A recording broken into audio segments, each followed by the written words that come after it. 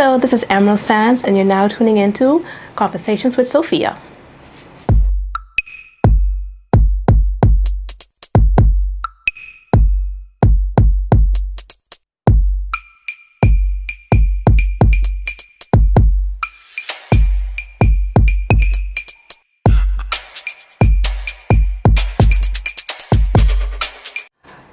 Ladies and gentlemen, welcome back to the Conversation with Sophia. I am here in studio with, and I want to say, and this is something that I didn't say earlier, the award-winning artist, Emerald Sands.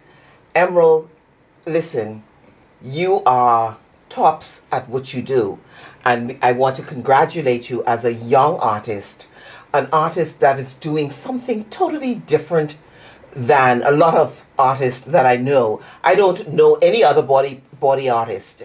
But I want to talk to you about some of the other things that you do. First of all, tell me a little bit about that award that you won. How sweet was that, and what was it all about? Okay, that's the Elevation Awards, when they had their first, coming out, ceremony. And me Was that a local It's local. show? It's Okay. local. It's local. Mm-hmm. And tops of them, they're really trying to bring out more, artists Of the locally. creatives. Yes, they really are trying. So it just sucks that COVID just mash up the scene. But that particular award, me and Tara, we won it for cinema offices for our short film, the Archipelago Alliance, which is a kind of Marvel-esque superhero. Okay, say movie. that again, so that we can. Where can we watch this? What was it again?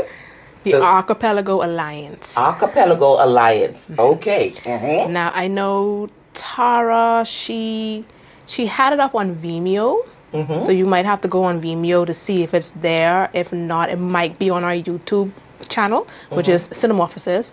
And I know it's kind of difficult to spell, but it's Spell it for us, please. No problem. So we need to know. Okay, it's Cine, Cine, Morphosis.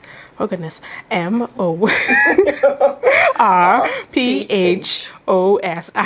There you go. Listen, you come to the studio, you have to learn how to spell it. You have to know how to spell it. That's good. Okay. So that's what that Cinema award was for. Offices. And that was our first award. The other times we were nominated. We didn't win, but we did got nominations for our other not feature film, but our short film. We have one we got nominated for was Growing Up Jen, and that is a dark comedy series where you have a Bahamian gargoyle. Ooh. Yes, a Bahamian gargoyle who is finding out that her father is actually a warlock. Ooh. But her mother keeps it from her because she wants her to be kind of normal. You know something? Earlier in the conversation, you talked about your movement from cartoon and being in that whole space. I could see where that came from with this. You obviously are into, look out Marvels, eh? Look out, Marvel Studio. So you're a producer as well as an artist who puts stuff out there. To some extent, yes. Yeah. Yeah, listen, big up yourself. This is what we all, women rock, okay? So you do it all. There's nothing wrong with that. So that award was in 20... Oh goodness, I can't remember. It was like 2016, I think. It was 2016. Okay, and were you up against other artists who do the same kind of? Because I'm trying to determine if there is a wide, is there a large amount of artists who do this kind of work, or are you a one of a kind? Certainly, I mean that would be great because that means everybody needs to come to you for this kind of work. I'm not the only person who does this. There are others who do it.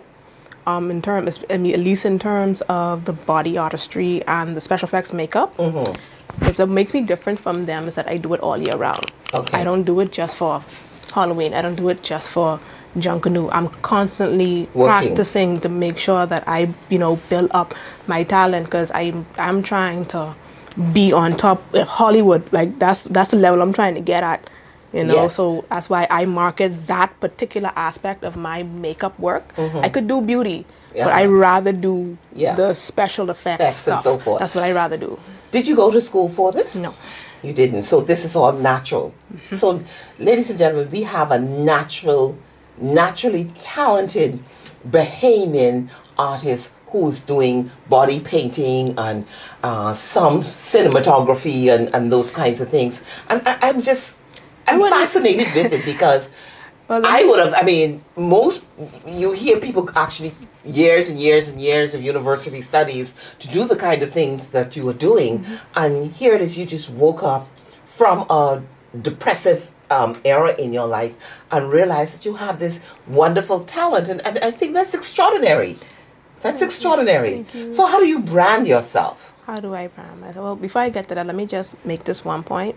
Even though like I came from the whole depressive thing and I used that as my catalyst to move forward, I still have to give props to my mentor. I still had a mentor. She gave me the basics because I was just going off of raw talent. Right. But she gave me the basics, and that's Selena Sweeting.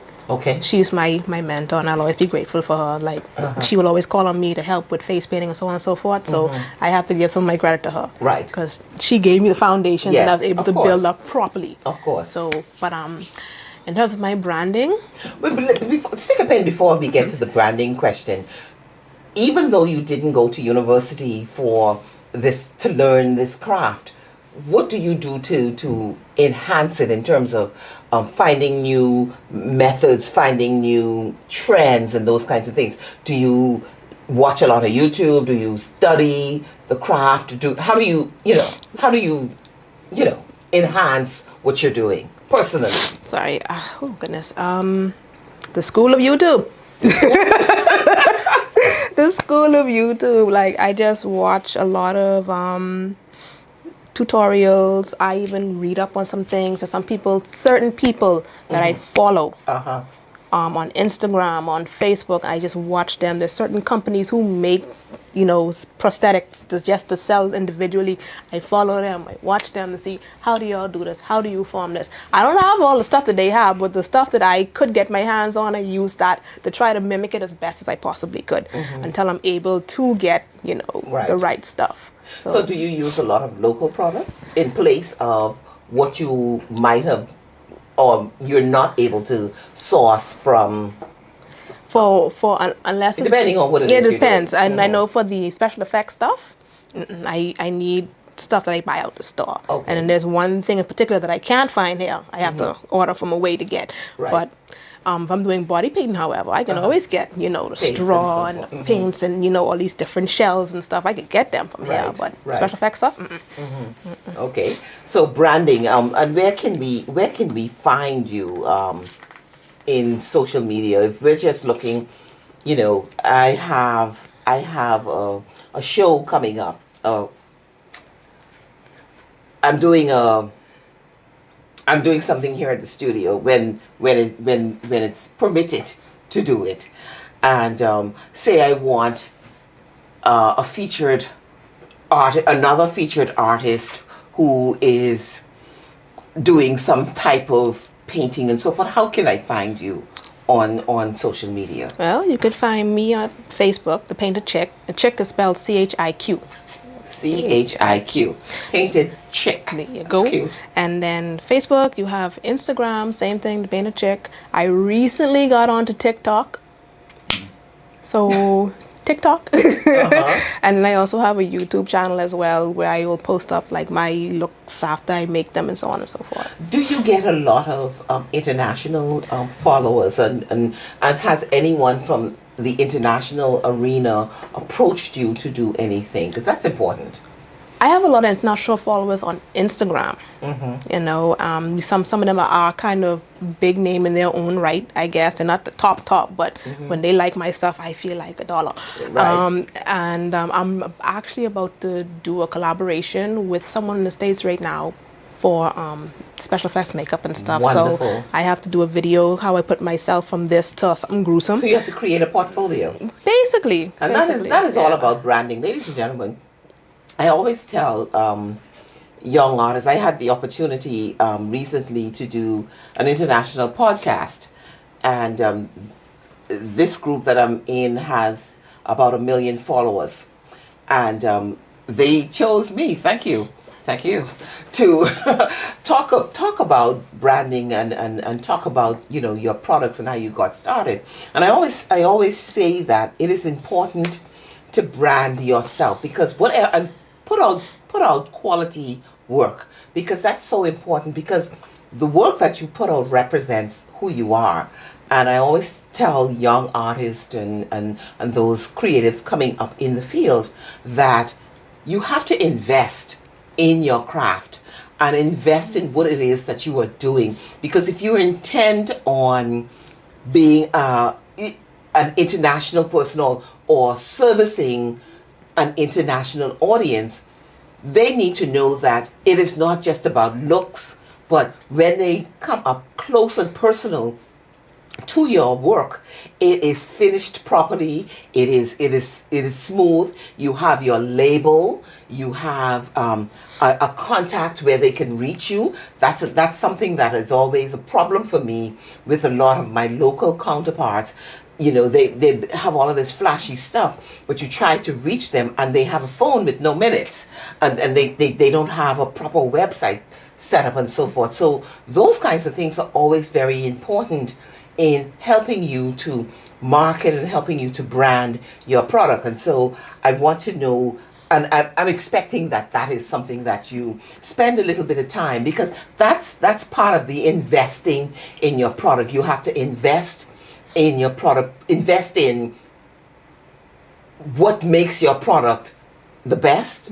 So that means the raw materials, as well as sitting down in front of social media and actually learning how to do some things. And so, do you do that? I'm sure you do that. Oh yeah.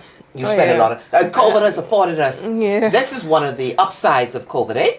It's allowed us to sit back and spend that time getting ourselves, our act together, on our image together on social media. Yep. So I've done all those things that you said. This is one of so one of the last questions I want to ask you, and I ask all of my guests this: what has been the reception from the local art community about the work that you do? Amazing. Amazing. Amazing. I am happy to hear that. I am always getting shares from people within the art community. Like my clients, when I'm done with them, they're always sharing out my work. So I just basically let my work speak for itself. I'm not a flashy person. I actually don't like to come outside. So I'm like, okay, I'm just going to stay in my bubble, but I can let my work speak for me and let my work be my voice. And if y'all want to use my services, fine. If not, that's cool. There'll be other times. That's how I carry myself when it comes to my work. Good. And I always say the measure of your success is how others see you and how others appreciate what you're doing. And that comes not only from your close and personal family members and your supporters and so forth, but your local environment. And if they can appreciate what you're doing, then they're likely to support what you're doing. So Emerald, I am so happy to hear that you are making a success of what you're doing, and you're a very young artist. So I know, what's the next steps for you? What do you see yourself doing in the next 3 to 5 years with what you're doing? Do you intend to continue to do what you're doing or branch? I'm sure the opportunity with the international connection is going to reap huge benefits for you. But what do you want to do, and where do you want to see yourself in the next 2 to 3 years? I definitely want to move further in my special effects. I want to move from just doing faces to actually building huge bodies, and I want to do better prop making. I want to actually get my hands on a little bit of the animatronics within film. Like, I really want to push that aspect of film to the next level. That's what I want to do. And if I can go to school for that, I'll be so happy. I'm still trying to get into a school to be able to teach me these things so I could bring it back here. My main goal, actually, is to have something for the next generation to look forward to, instead of having to be in the box that my parents had to be in and my grandparents had to be in and my great-grandparents. No, absolutely. I know what it was like. I wanted to go to SCAD for animation, and I couldn't go. And I'm like, you know what? I have this new skill now. I can put something in place for these children that are coming up. That's what I want to do. So, ladies and gentlemen, this is a young lady who is ripe for a scholarship for SCADS, one of the best art schools in the United States. And she's seeking your support. Don't be bashful. The Lord says if you don't ask, you will not receive. And so I would like for her to receive this scholarship. So those of you out there who are watching me and is able to help Emerald Sands further her education, further her craftsmanship in this area, please reach out to her. Is there a telephone number? Is there an email address that we can reach you at? Yes, my phone number is 242-434. Okay, you want to say that a little slower. Sorry. Because, you know, some people are challenged with listening and so forth. So say that a little slower. 242. 434-7979. That's my phone number. My email address is emerald.pj.sands@gmail.com. Repeat that for me. Emerald. And that's a, you know, it's such an old name, but listen, emerald, green, beautiful. Emerald. .pj.sands@gmail.com. Short of that, ladies and gentlemen, you can reach her on the painted Chiq, CHIQ, on any of the social media platforms, YouTube. Reach out to her. Let us assist. That is what Sophia's Choice is all about. Highlighting young creatives in the art world who need our assistance to move a little further. This is my second career. This is my third or fourth career. This young lady is just starting out. Let us help her. Ladies and gentlemen, I want to thank you very much for listening today to the beautiful Emerald. She's as beautiful as her name. She's a beautiful artist in the arena of body painting, in cinema makeup, a number of things. You can find it on her local channels. It was such a delight to speak with her today, and I want to welcome you back to another episode of Sophia's Choice. Have a good day, and I will see you soon.